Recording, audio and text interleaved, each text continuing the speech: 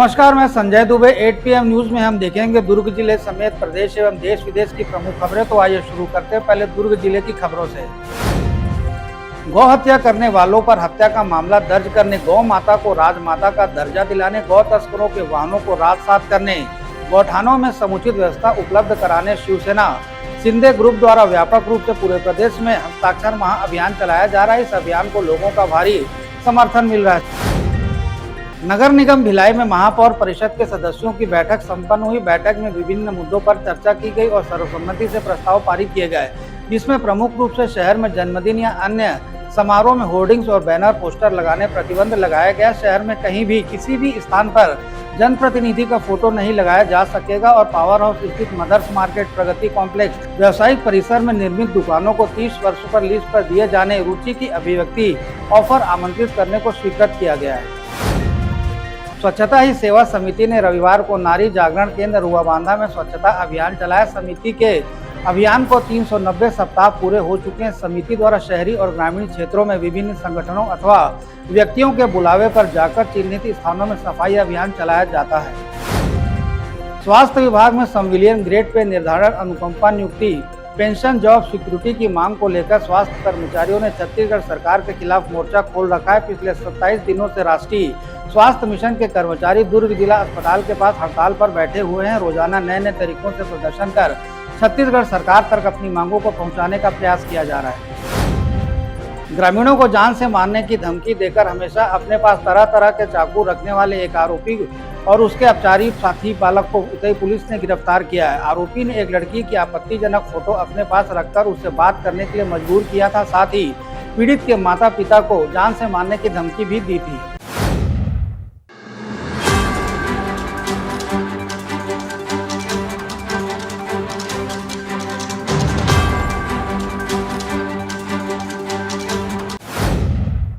और आइए अब नजर डालते हैं प्रदेश की कुछ खास खबरों पर।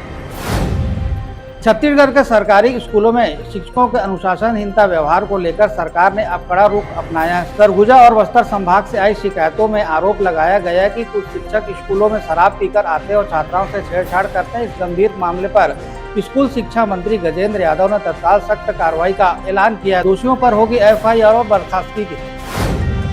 राजधानी रायपुर में न्यूड पार्टी मामले पर राज्य महिला आयोग ने स्वतः संज्ञान लिया। आयोग ने अश्लील पार्टी के आयोजकों, प्रायोजकों और सोशल मीडिया पर निमंत्रण भेजने वालों के खिलाफ सख्त कार्रवाई करने के निर्देश दिए। इस मामले पर अब रायपुर SP और साइबर सेल प्रमुख जांच करेंगे। आयोग ने यह स्पष्ट किया है कि जब तक अंतिम आरोपी को गिरफ्तार नहीं कर लिया जाता तब तक प्रगति की रिपोर्ट प्रतिदिन महिला आयोग को भेजी जाए।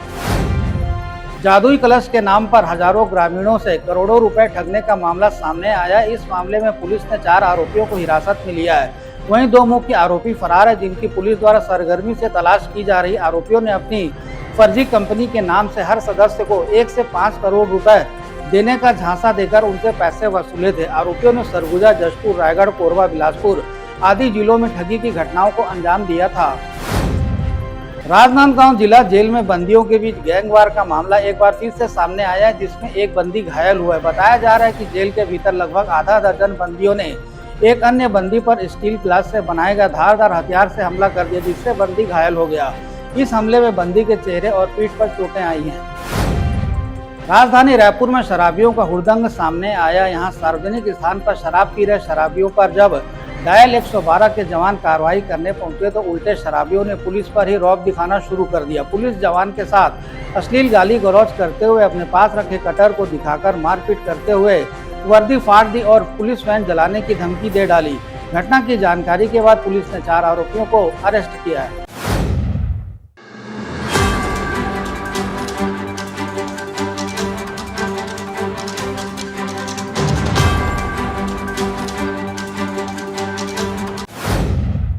आइए अब नजर डालते हैं देश विदेश की कुछ प्रमुख खबरों पर।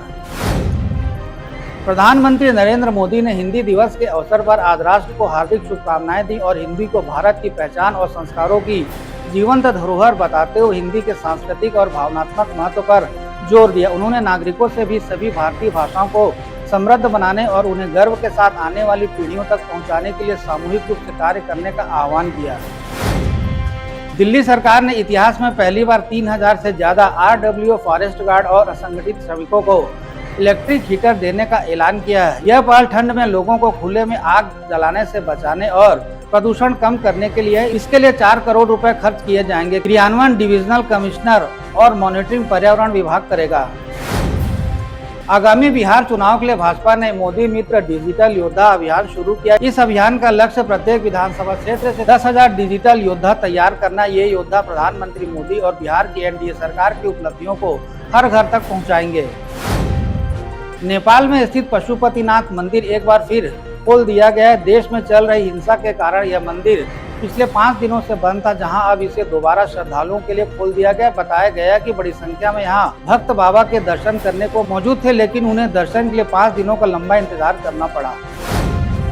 लंदन के सेंट्रल इलाके में ब्रिटेन के इतिहास का सबसे बड़ा दक्षिणपंथी प्रदर्शन हुआ। करीब 1.5 लाख प्रदर्शनकारी प्रवासन विरोधी एक्टिविस्ट टॉमी रॉबिन्सन के नेतृत्व में मार्च करते हुए एकजुट हुए। लंदन पुलिस ने इस दौरान कई पुलिस अधिकारियों को तैनात किया था। यह विरोध प्रदर्शन यूनाइटेड दी फिंगर मार्च के नाम से आयोजित किया गया था।